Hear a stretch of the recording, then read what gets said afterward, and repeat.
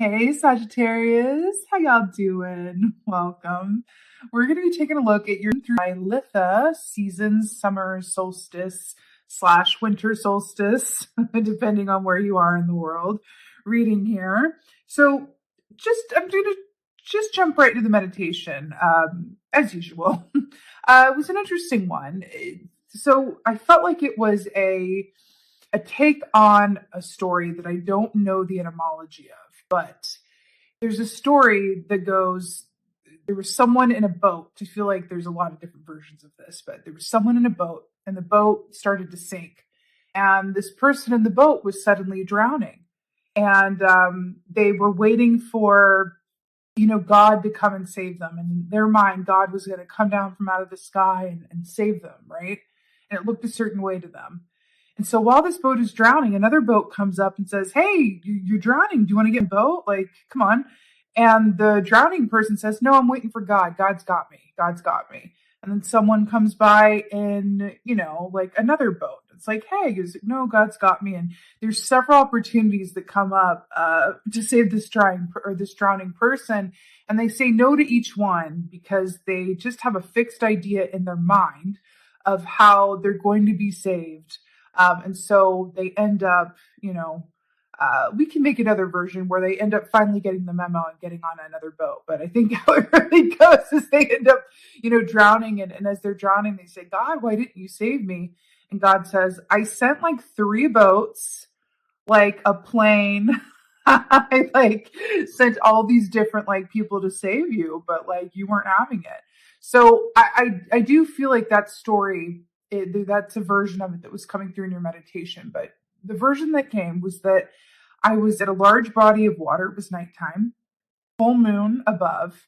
And as I always see a dragon for you guys, there's something more to it. I'm not quite sure what it is, but I always see a dragon to represent Sagittarius energy. I saw this dragon fly up and just dive straight into the water, and I saw this steam come up, and it just became very still. And then I saw this boat come through with this rabbit and this rabbit's family. And the rabbit and their family came up on the shore and they took all their belongings off the boat. And the boat went away. And they were standing there waiting for another boat to arrive because they had another boat that was going to come. The boat didn't come, but a car came and said, "Hey, do you need to ride somewhere?" And the rabbit said, "No, we're waiting on this boat." And then a door opened and the side of this mountain they were standing underneath and said, "Hey, do you want to come this way? It's getting cold out there." And the rabbit said, "Nope, I'm waiting for this boat." So it was kind of a similar version of that story. And at certain points, the rabbit's family was like, "My God, come on. We can't stay out here all night. It's cold. We got kids. Come on." And the rabbit just wouldn't budge. And so ultimately, became morning time again, and the rabbit and their family fell asleep. And when they woke up, they saw that the boat still had not arrived. So I do feel like the message around that is to be incredibly open-minded as to what opportunities arise for you during this time or how they come through. It really, really feels like if you have a fixed vision in your mind of how things are going to go for you in whatever area of your life that this concerns, right? Then you're going to be missing out on an opportunity for it to take an even better shape or form. But it's really about how willing are you to be open to how and in what time things manifest. Now, your animal for this season, is the scorpion, right? So scorpion energy equates to a 5 of Swords energy, which is about, deceitfulness, also an aspect of us getting in our own way. Scorpion energy is very deep feeling, and yet it's fire energy because it represents transformation and death.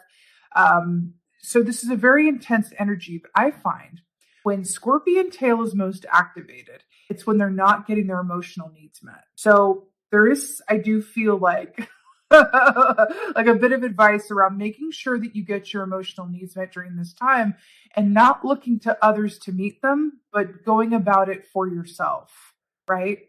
It's interesting as well because I saw that dragon sort of go down into the water and the steam come up and it didn't come up again. I felt like it was maybe hibernating down there. This isn't necessarily a time to fly and be breathing, in fire and everything else, but it's really more of a time to sink into the deep sea of how you feel and allow yourself to be a bit introspective about, you know, how much do you trust things to work out for you versus how much do you feel like you have to have both hands on the wheel? It's an interesting one, right? And as humans, we do struggle with that. Now, you're coming through as the high priestess, which I absolutely love. This shows someone who's deeply connected to their intuition. This is about, things that are hidden coming into the light, things that are hidden being revealed. But I love how this is an aspect of inner child work coming in here too, as well as it's depicted with little Alice looking at, future Alice, like cast as the high priestess. The pomegranates here too, they do speak of the underworld and our shadow aspects as well. So I do feel like there's a lot of introspection that's going to be going on during this time. Feeling really introspective, feeling really like you want to think about how things have gone, so that you can sort of possibly recast or reimagine how things might be. We're at the halfway point of the year, right? So this is a really good opportunity to do that. Think about what has happened in the first 6 months of the year, and then what would I like the next 6 months to look? What did I learn from the first 6 that I would like to apply to the second 6? What did I not quite get right, or what did I really excel at that I think I can refocus on something else now? It's a really good opportunity to do that. And so the fact that you're coming in as the high priestess, number 2, at the halfway point of the year, I feel like is incredibly positive. So there's also an aspect of Aquarian energy with this as well, with high priestess energy with number 2. I also feel like there's a certain element of partnerships here that could be incredibly positive for you as well, like healthy partnerships. 2 heads are better than 1, I'm hearing. Really interesting. So in your place of challenge, you have the Knight of Swords. So this is interesting. Knight of Swords, this is air energy. This is, you get the 5 of Swords energy with the Scorpion here. You've got Aquarius energy, which is an air sign. You've got 2 of Swords here, new place of advice. A lot of swords going on for you.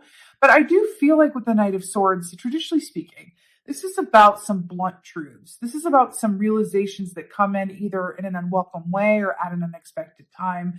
But it's kind of like truths or words or realizations that you can't unknow, you can't unhear, right? So they change things.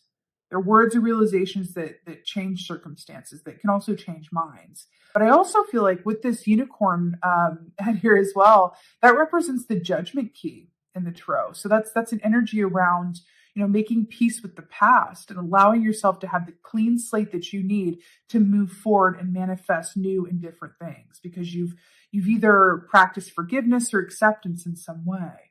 Why do I feel like there's something around needing to reframe the past?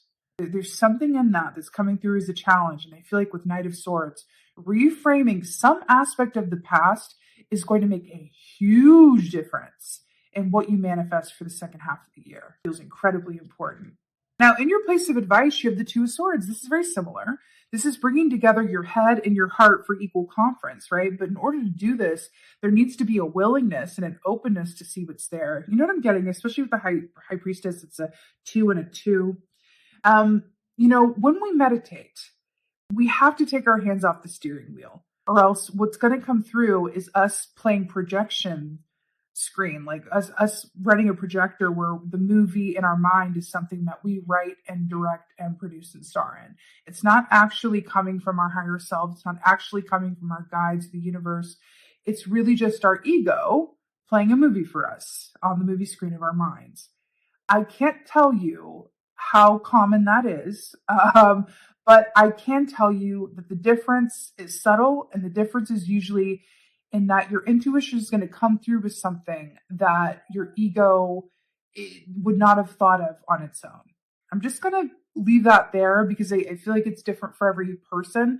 But I feel like for you, you're really being called to really discern. And I think this could tie in with the Scorpion 5 of Swords as well. What is coming from your intuition, your higher self, the self that knows that you're exactly where you're meant to be and that everything is as it's meant to be, that what is yours will not pass you by, and that you're not meant to hold on to things from the past, but instead enact forgiveness, acceptance, radical compassion, and empathy. What is your ego and what is the higher self?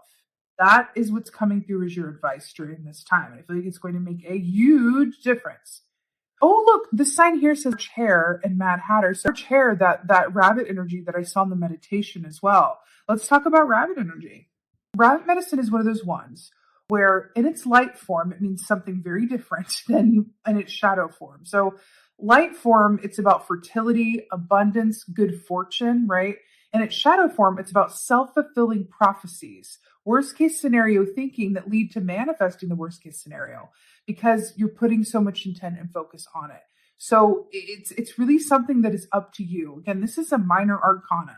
So you can work with this as you will, right? And you can take this as the opportunity that it is to really connect with yourself long enough and with an openness that allows for you to see things that are there in a form that is actually beneficial for you and stemming from your higher self.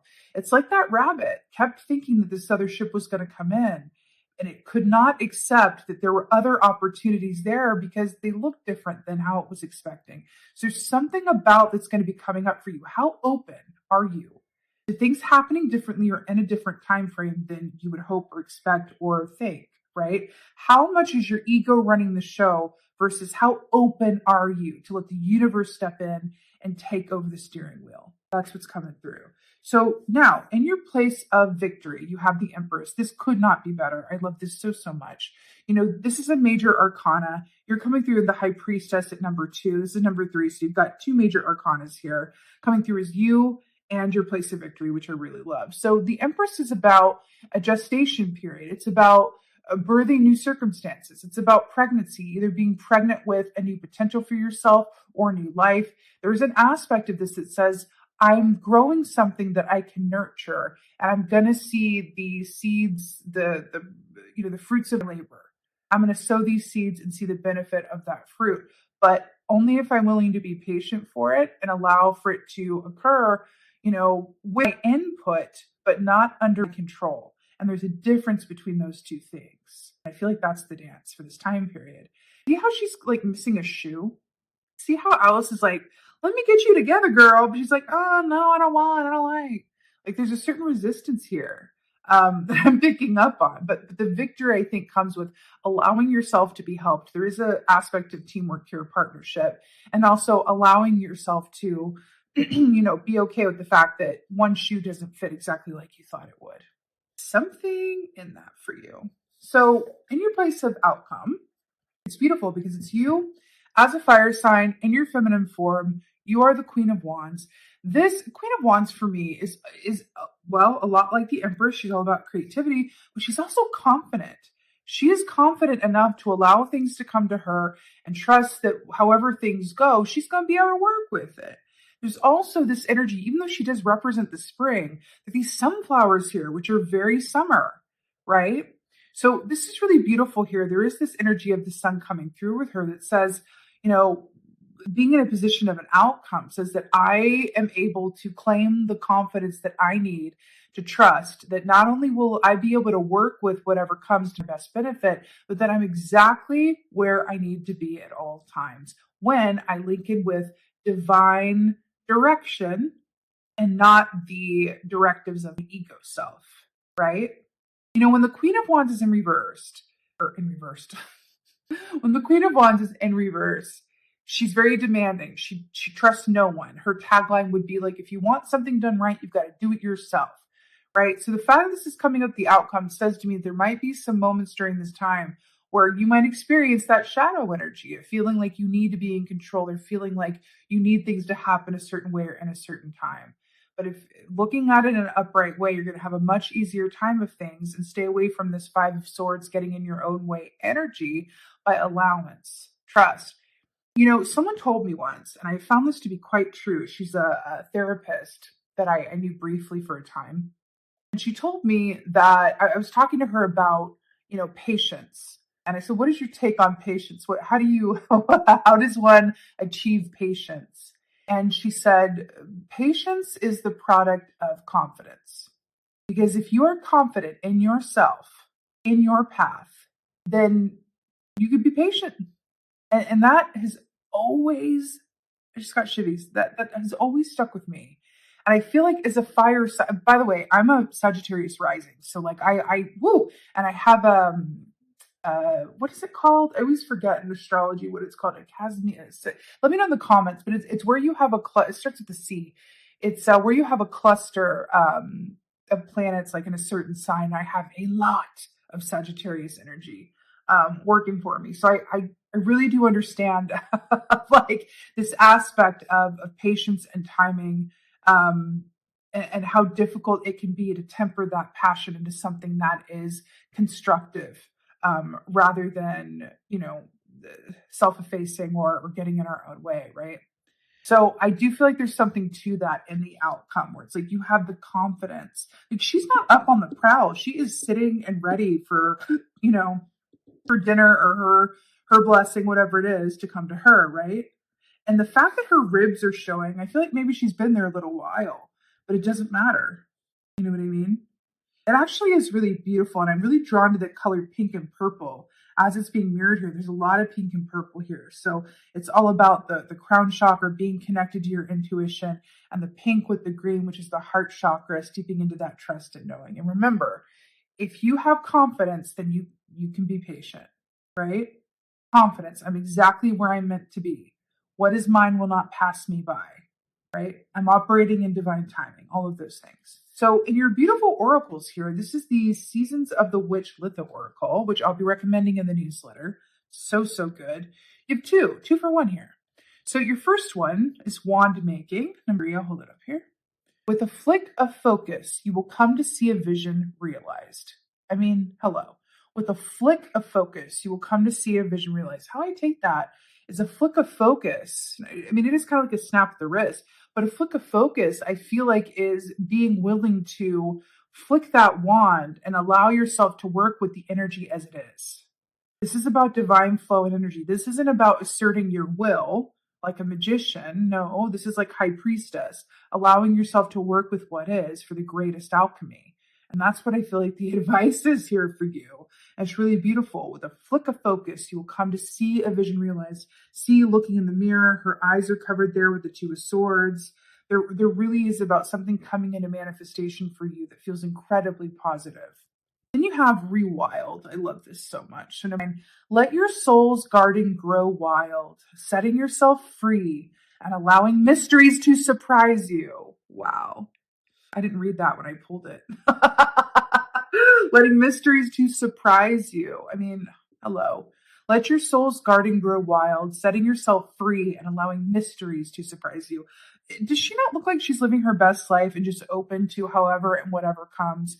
I'm telling you, like, and I think those are starlings up there. I really feel like for you, the best luck that you're going to have, your way to click in with divine timing, is to really discern what is your ego, what is your highest self, and allow yourself to be surprised and be open to different ways of going about things.